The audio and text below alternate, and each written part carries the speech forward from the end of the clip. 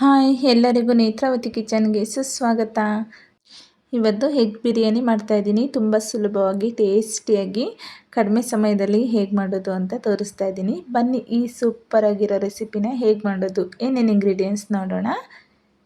ನಾನಿಲ್ಲಿ ತಗೊಂಡಿರೋದು ಪಲಾವ್ ಸ್ಪೈಸಸ್ ತಗೊಂಡಿದ್ದೀನಿ, ಅರ್ಧ ಸ್ಪೂನು ಸೋಂಪು ತಗೊಂಡಿದ್ದೀನಿ, ಮತ್ತು ಒಂದು ದಪ್ಪದ ಈರುಳ್ಳಿ, ಮತ್ತು ಒಂದು ಸ್ಪೂನು ಚಿಕನ್ ಬಿರಿಯಾನಿ ಮಸಾಲೆ ಪೌಡ್ರು, ಹಾಗೆ ಒಂದು ಗಡ್ಡೆ ಬೆಳ್ಳುಳ್ಳಿ, ಒಂದು ಅರ್ಧ ಇಂಚು ಶುಂಠಿ, ಮತ್ತು ಖಾರದ ಪುಡಿ 1 ಸ್ಪೂನು, ಧನ್ಯ ಪೌಡ್ರು 1 ಸ್ಪೂನು, ಅರ್ಧ tea spoon garam masala powder, ಅರ್ಧ ಟೀ ಸ್ಪೂನು ಪೆಪ್ಪರ್ ಪೌಡ್ರು, ಮತ್ತು ಒಂದು 1/4 ಟೀ ಸ್ಪೂನು ಅಡುಗೆ ಅರಿಶಿನ ಪುಡಿ, ಸ್ವಲ್ಪ ಪುದೀನ ಸೊಪ್ಪು, ಕೊತ್ತಂಬರಿ ಎರಡನ್ನು ನೀಟಾಗಿ ತೊಳೆದ್ಬಿಟ್ಟು ಕಟ್ ಮಾಡಿ ಇಟ್ಕೊಂಡಿದ್ದೀನಿ, 3 ಹಸಿರು ಮೆಣಸಿನ್ಕಾಯಿ ಒಂದೊಂದು ಲೈನ್ ಹಾಕಿದ್ದೀನಿ, 2 ಟೊಮೊಟೊ, 4 ಮೊಟ್ಟೆನ ಬೇಯಿಸ್ಬಿಟ್ಟು ಸಿಪ್ಪೆ ತೆಗೆದಿಟ್ಕೊಂಡಿದ್ದೀನಿ. ನೋಡಿ, ಮೊದಲೇ ನಾನು ಮೊಟ್ಟೆನೆಲ್ಲ ಬೇಯಿಸಿ ಇಟ್ಕೊಂಡಿದ್ದೀನಿ. ಇವಾಗ ಬನ್ನಿ ಮಾಡೋಣ.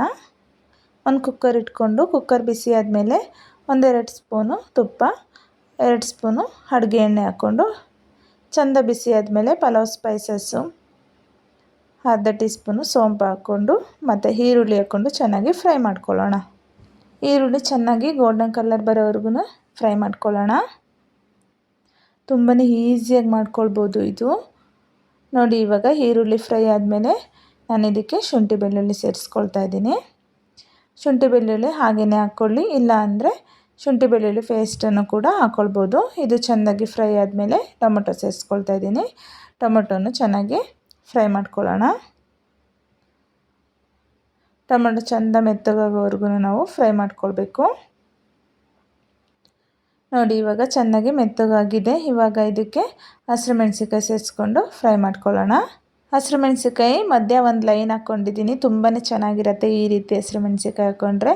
ಇವಾಗ ಇದಕ್ಕೆ 1 ಸ್ಪೂನು ಖಾರದ ಪುಡಿ, 1 ಸ್ಪೂನು ಧನಿಯಾ ಪೌಡ್ರು, 1 ಸ್ಪೂನು ಬಿರಿಯಾನಿ ಮಸಾಲೆ ಪೌಡ್ರು, ಅರ್ಧ tea spoon garam masala powder, ಅರ್ಧ ಟೀ ಸ್ಪೂನು ಪೆಪ್ಪರು, ಒಂದು 1/4 ಟೀ ಸ್ಪೂನು ಅಡುಗೆ ಅರಿಶಿನ ಪೌಡ್ರ್ ಹಾಕ್ಕೊಂಡು ಚೆನ್ನಾಗಿ ಮಿಕ್ಸ್ ಮಾಡ್ಕೊಳ್ಳೋಣ.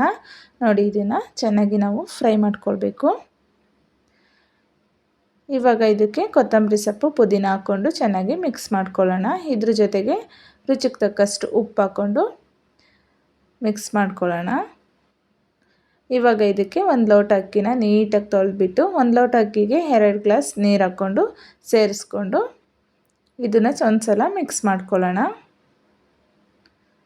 ಇವಾಗ ಇದ್ರ ಮೇಲೇ ನಾವು ಬೇಯಿಸಿರೋ ಅಂಥ ಮೊಟ್ಟೆನ ಹಾಕ್ಬಿಟ್ಟು ಕುಕ್ಕರ್ ಕ್ಯಾಪ್ ಕ್ಲೋಸ್ ಮಾಡಿ 2 ವಿಷಲ್ ಹಾಕಿಸ್ಕೊಳ್ಳೋಣ. ನೋಡಿ, ಇವಾಗ 2 ವಿಷಲ್ ಆಗಿದೆ. ಕ್ಯಾಪ್ ಓಪನ್ ಮಾಡ್ತಾಯಿದ್ದೀನಿ. ವಾವ್, ಸೂಪರಾಗಿರೋ ಎಗ್ ಬಿರಿಯಾನಿ ರೆಡಿ ಆಯಿತು. ಎಷ್ಟು ಚೆನ್ನಾಗಿ ರೆಡಿಯಾಗಿದೆ ನೋಡಿ. ರೈಸು 1 ಲೋಟಕ್ಕೆ 2 ಗ್ಲಾಸ್ ನೀರು ಹಾಕ್ಕೊಂಡು 2 ವಿಷಲ್ ಹಾಕಿಸ್ಕೊಂಡ್ರೆ ಪರ್ಫೆಕ್ಟಾಗಿ ನಮಗೆ ಎಗ್ ಬಿರಿಯಾನಿ ಅನ್ನೋವಂಥದ್ದು ರೆಡಿ ಆಗುತ್ತೆ. ಸೂಪರಾಗಿತ್ತು. ಟೇಸ್ಟ್ ಅಂತೂ ಸಖತ್ತಾಗಿರುತ್ತೆ. ನೀವೊಂದು ಸಲ ಮಾಡಿ ನೋಡಿ. ಒಂದೇ ಪಾತ್ರೆಯಲ್ಲಿ ಎಷ್ಟು ಬೇಗನೆ ಮಾಡ್ಕೊಳ್ಬೋದು, 10 ನಿಮಿಷದಲ್ಲಿ ರೆಡಿ ಆಗುತ್ತೆ. ನೋಡಿದ್ರಿ ಅಲ್ವಾ ಎಷ್ಟು ಈಸಿಯಾಗಿ ಟೇಸ್ಟಿಯಾಗಿ ಎಗ್ ಬಿರಿಯಾನಿ ರೆಡಿ ಆಯಿತು ಅಂತ.